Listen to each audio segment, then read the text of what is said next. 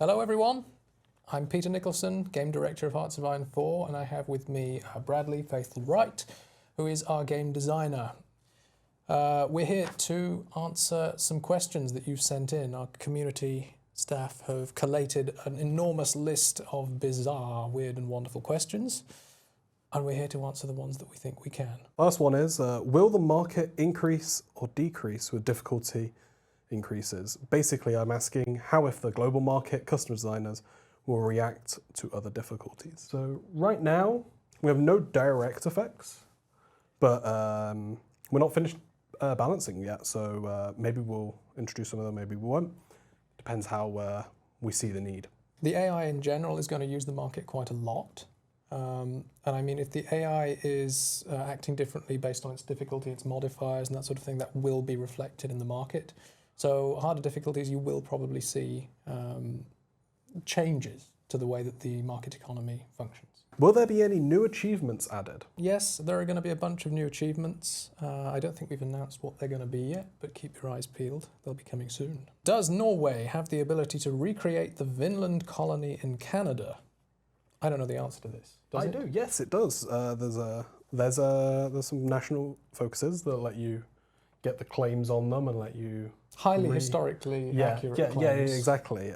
If you want to relive your Norwegian Viking fantasy in World War II, you can do that.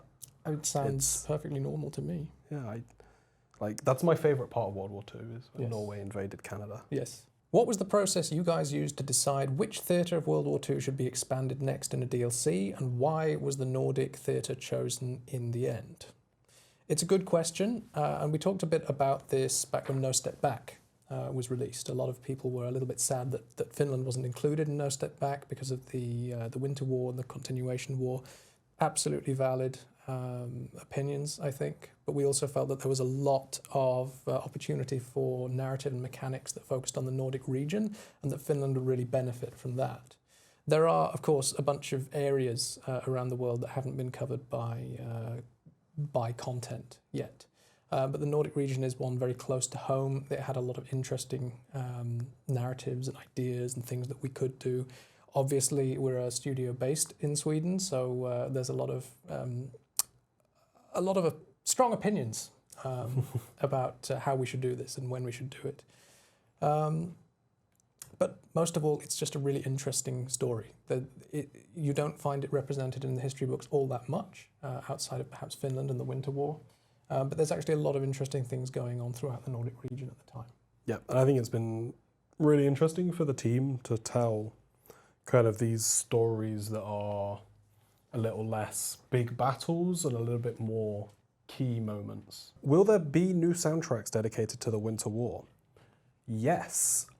In fact, as we're doing this now, we've just finished the recordings of a whole host of new songs. Our composer has been in, where was it? Prague, I think. In Prague, I think. And recording with an orchestra. We've heard some clips. It sounds fantastic. Yeah, it's really cool watching them go from like him playing on his computer, like to mock something up, and then all of a sudden the live orchestra records it, and then they send you back the first go, and it's like, oh my god, it's become real. It's absolutely, the soundtrack it's really good. What will happen if Mexico makes Trotsky president and Norway has him as minister? Well, we all know that Trotsky is one of the few people capable of being in several places at the same time. So how will it handle it? He's in a quantum state of superposition. Absolutely. This should not be possible, and I think if it is possible, you found a bug. But I'm sure some of you enterprising individuals will find a way. Trotsky is universal. Is this the final DLC, or will there be more coming? The only thing I will say with certainty is that this will not be the final DLC. We think there is a lot more life out there in Hoi 4, and we're looking towards the future. Yeah, it was only 7 years old. Only 7, yes. Yeah, EU4's like 10 years old. Yeah, if they can manage this it, week, so can we. And like CK2 lasted for what, 12 years, 13 years? I think we have a few more years left in the old girl yet. Will Germany be getting anything in the DLC? We get a resource nerf. Yes, they get enough. It's not a resource nerf, it's a realism adjustment. Yeah, it's adjustment. We fixed some things for Germany, which they change up the gameplay. It doesn't actually make them a lot weaker from our tests. No. It's just changed the way your kind of the progress of your early game is handled. And also, arguably, they've also got some good bonuses from this because of the new features. Yes. Especially the military industrial organizations are something that Germany can really exploit. Being a major country with lots of MIOs and lots of specialists, they can really exploit them and use their industry might to support them and get the best bonuses they can.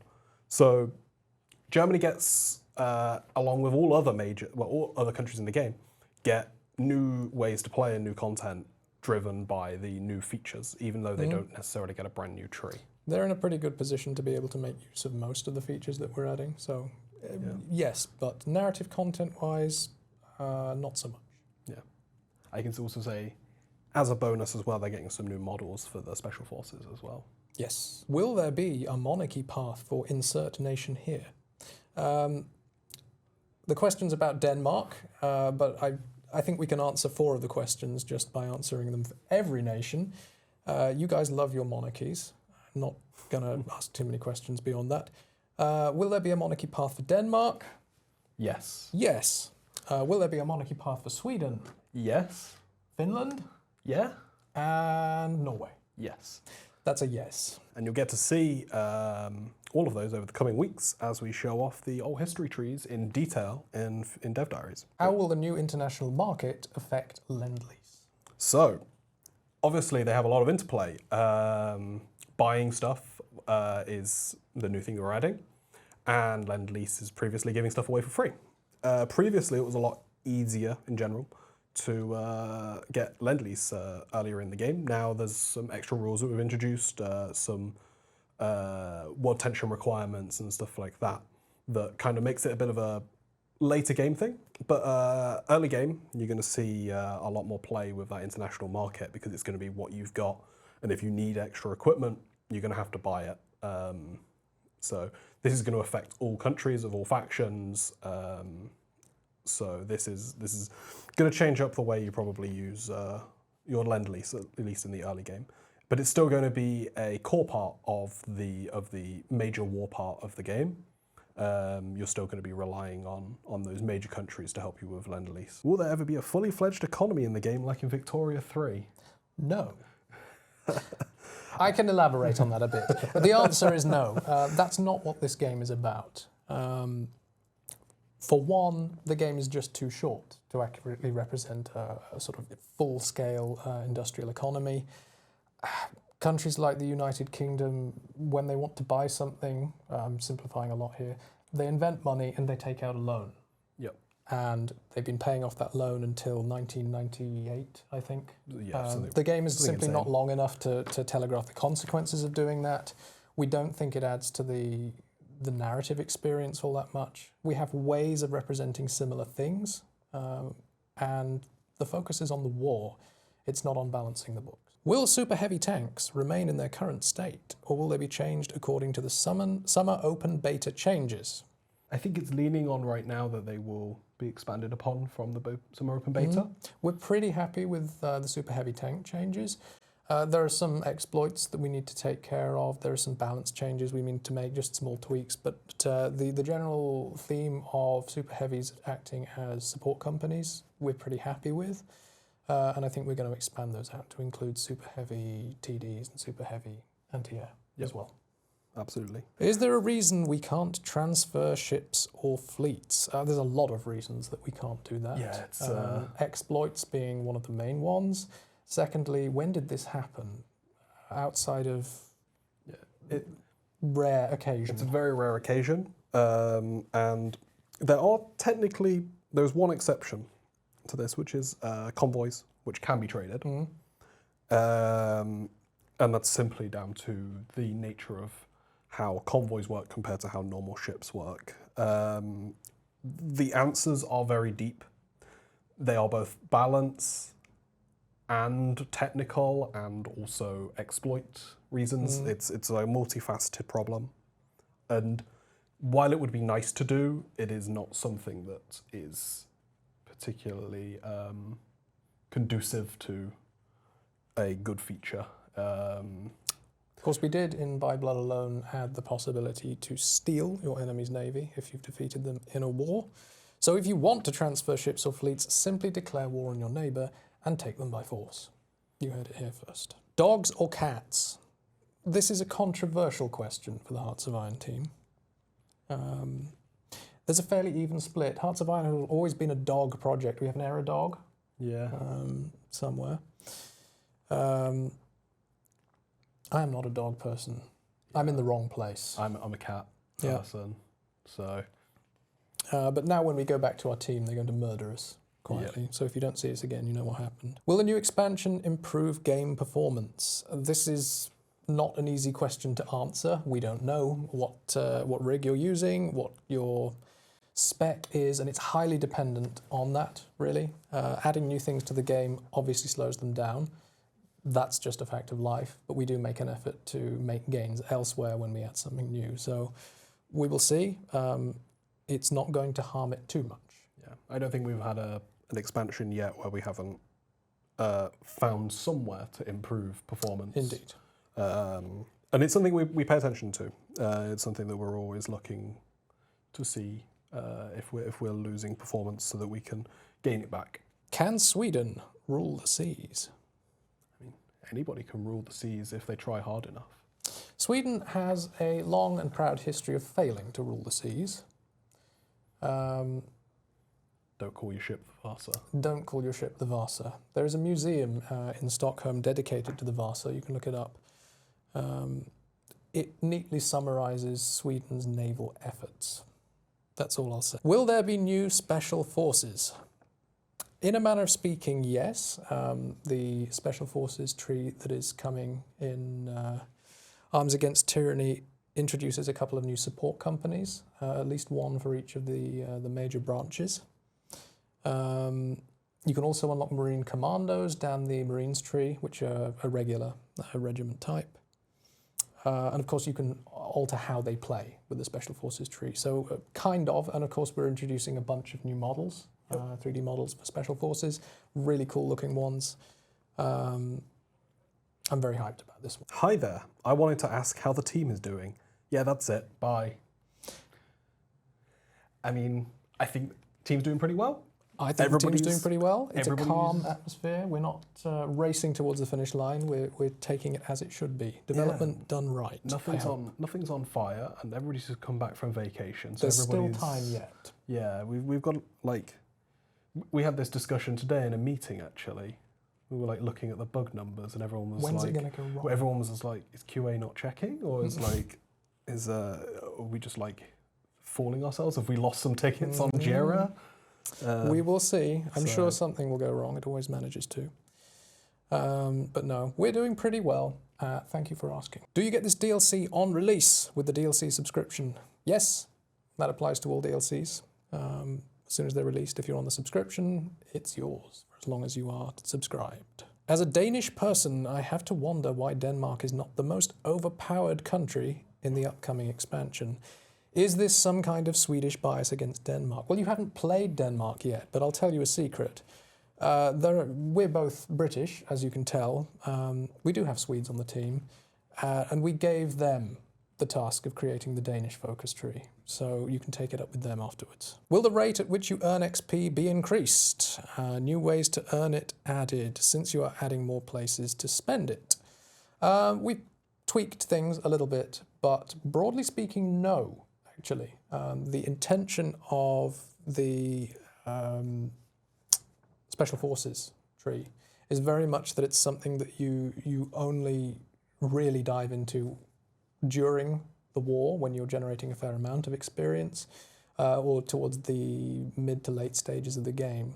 Of course, you can choose to do that first. There's nothing stopping you from doing that. Fine to give the players choice. This is good. But we're not going to be vastly increasing the amount of experience you gain.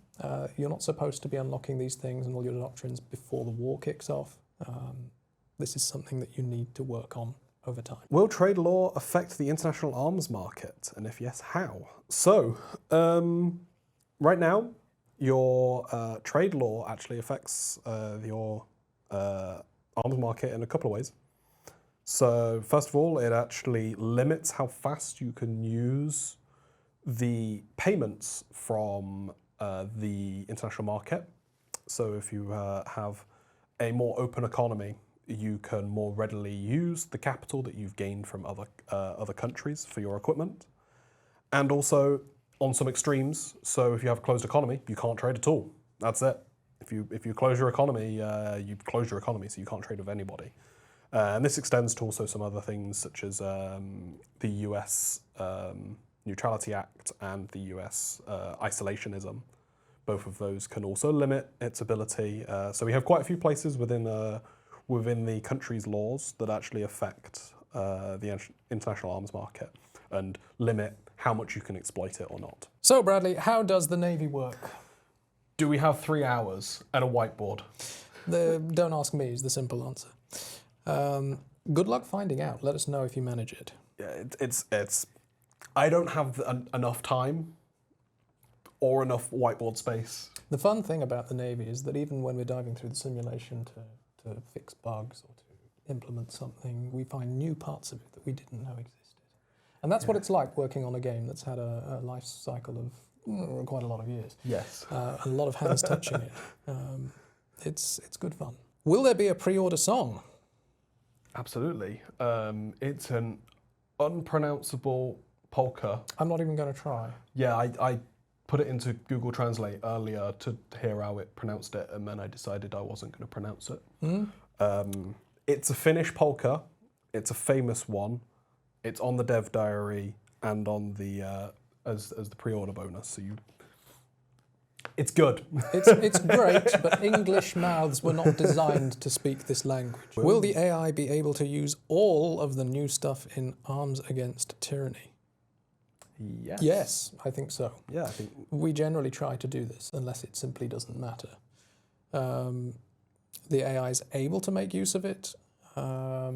It will try and do so. It'll unlock the same things the player does. It knows what is available to it. Will it be able to use it as well as a player? Well, that's a different matter. The answer is not always. That's more or less impossible. Yeah, we put quite a fair amount of effort into the AI for this because we know, especially for the features we're adding, the interaction with the AI is a very important part of the way they're going to feel for you. So we've put in quite a considerable amount of effort into making sure they are the best they can be. Yes, I think the arms market had a dev diary, fairly recently, where our AI programmer explained how this was being done. So check it out if you haven't already.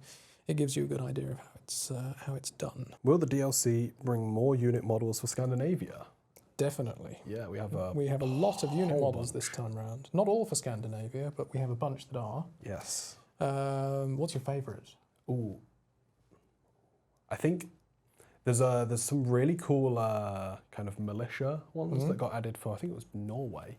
And they just kind of like so unique. It's very rare that you get like these kind of civilian with a rifle looking kind of models, which is kind of cool.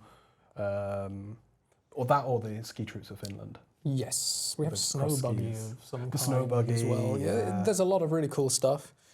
A good reason to pick it up. And we can't forget the Rikstanken. Absolutely. Norway's one tank, singular. They bought one. Is it as good as New Zealand's tank? As a Bob Semple? I mean, they actually made more than one Bob Semple.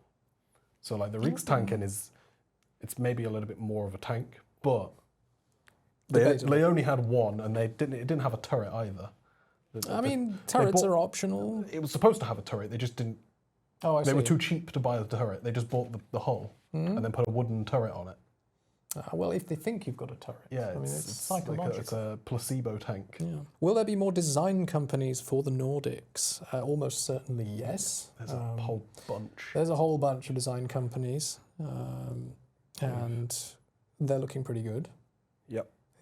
It'll change the way you play the game. What's with the increased amount of major victory points in the dev diary maps? Well, this is...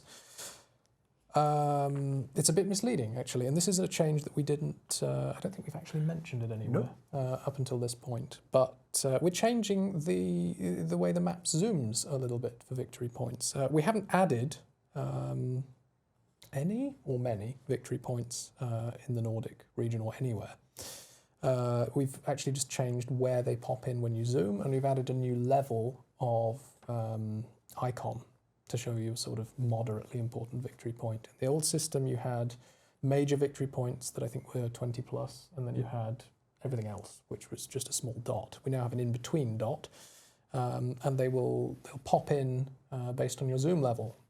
If any of you played Imperator Rome, you'll know I did this for the Atlas map mode. I like messing around with maps, so I thought I'd do it for Hoi 4 as well. There are, of course, state changes coming to the Nordic region. There are new states, there are some new provinces, there probably are a few new victory points, but overall things aren't changing all that much. It's more or less a visual thing only. How does it feel to finally develop for your studio's home country? I wouldn't know, I wasn't here when we did Man the Guns. Yeah, same. We've infiltrated and invaded this country just to stop Sweden from becoming overpowered. I'm sure the two Swedish content designers are ecstatic. I'm sure they'll be very happy. Will supply motorization have fuel consumption It's something people have been asking for since NSB. Yeah, this is something that people have been asking for. I get a couple of pings every now and then from one particular person who really wants me to implement this. I'd like to. I haven't gotten around to it yet. It would be nice to do. I'm not sure if we'll ever make use of it in the vanilla game, but I don't see any reason that we can't at least enable it for mods or for players that just want to tweak defines. Will the Baltic freeze and make it impossible for convoys to pass, trade to pass, and will this mean that Germany needs to invade Norway in order to secure trade? It's a really good question, actually. It's something we spent a lot of time talking about fairly early on in development, and we elected not to do this, at least not in an absolute way. Completely preventing trade and convoys passing is something that breaks the game in ways that the system was never really designed to accommodate. But we are representing it, I think, in some ways with various modifiers and reasons for Germany to need to invade Norway to secure their own resources. Yeah. Unfortunately, like sometimes in a game as old as Hoi, decisions are made in the best interest of the game, and later on you want to do something and it runs headlong into that assumption, and this is one of those cases where it wasn't unfortunately compatible with the existing system of the game. One of the things you probably don't see very often from the perspective of the fans is that we try these things, actually. They're ideas that we've had. Very often, if you think of something cool and say, why didn't they do that? Why didn't they try that? We often have. It just doesn't work out in practice. And this is one of those things where we actually tried rerouting trade routes, convoy routes, and blocking things off that way. It didn't work very well at all. So we elected not to do it. How do you balance minor countries with new mechanics? The same way that we do with most other countries, I think. There's no particular difference in the complexity or presence of new mechanics for minor countries. I'd say Bulgaria and Greece are good examples of where they work very nicely.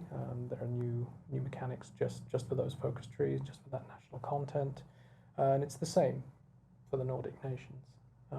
It's about the experience the player has, and if the player is not playing Norway, Sweden, they don't need to care about those mechanics. But if you are, then they're going to matter a lot to your experience. But I think some of the more systemic mechanics like the international market and military-industrial organizations are obviously inspired by the Nordic nations, very much so. You know, Sweden taking advantage of the arms trade and so forth. But they are mechanics that affect everyone. Yep. Yeah, it's especially when it comes to those kind of big systematic features. There's almost like, you know, everything you add is going to have countries who are better or worse at exploiting it. And that's not just like majors versus minor countries. This is also like, you know, if something is very resource intensive, then there are going to be countries that struggle to use that because they don't have the resources, and there are going to be countries that have lots of resources that can. So the usefulness of a feature goes beyond just minor and majors. It's a whole interplay of how good they are at exploiting various different systems of the game. When we're designing minor nations or goals for minor nations, one of the more important things is to give them a niche. Major nations tend to have very obvious goals. As Germany, you want to conquer Europe. As the Soviet Union, you want to conquer Eastern Europe, and then maybe you go after Asia, that sort of thing. You get big, expand. For minor nations, you can have that as a goal, but it's also about giving them their own niche to occupy during the war. For Sweden, it could be becoming the premier arms dealer in medium tanks or heavy tanks, something like that. And that's often quite a compelling fantasy. You don't necessarily have to have the same goals as the major nations in the war, and if you can give a minor nation unique goals and give them their own niche, that's often, I would say, quite a compelling fantasy. Will the manpower problem of the Scandinavian countries be solved in any way? I mean, you can invade another country with lots of people. You can do that. That's one way to fix it, but it's part of the challenge of the countries is that they are small, low population countries. It's actually something I actually really enjoy when I play the new focuses.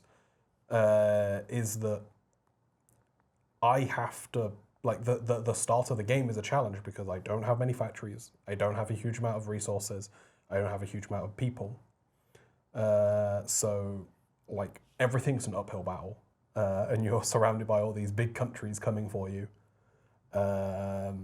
So it's yes, long term you can fix it by taking other land, but it is a core part of the enjoyable gameplay is that it's actually a genuine challenge to play some of these countries. One of I've said this before. Before I was allowed to actually say what countries. Norway is actually one of my favorite countries to play now, because I really enjoy staving off the continuous German attempts to breach the coast and invade, which I think is great fun because I'm desperately scraping up whatever manpower and equipment I can from anywhere in the world to hold the line. These countries are supposed to be a challenge. Are you going to make a gun designer like the one you made for planes and tanks? Not unless I have died. Yeah. One of the neat things about adding the military-industrial organizations is that you can actually customize indirectly a lot of your equipment through this, through the capabilities of your as we call them, MIOs. You can increase various stats, and these stats are generally linked to real-world improvements that happened within the time period. And so there's not actually that much need for a designer there anymore, in the fact that you can upgrade these MIOs, provide you with the same types of bonuses you would have got from one of those systems, without requiring the intense micromanagement that would have been brought through if we had to introduce an equipment designer for every single type of equipment. I enjoy equipment designers. Tanks, planes, but I think there are limits. Yes. And I think more or less Hearts of Iron 4 has reached saturation point for those designers, so I don't think we're going to be introducing any directly new equipment designers. We like what we've got, we're going to expand on what we've got, but gun designer, not going to happen. Are you going to be able to play as Pirate Gotland? Anything is possible if you try hard enough. Are we introducing a new focus tree for Pirate Gotland? No. What are your plans for Hearts of Iron 4 after Arms Against Tyranny? Watch this space. We've been doing this for like a month straight. I've been working like 12 hours a day. This is something I'm arranging personally by myself. I want everyone to understand how hard it is to organize these things. It's just us. If something goes wrong, bear with it. like a Hoi 4 tournament organized in like a World Cup style. Continental Smash Tournament!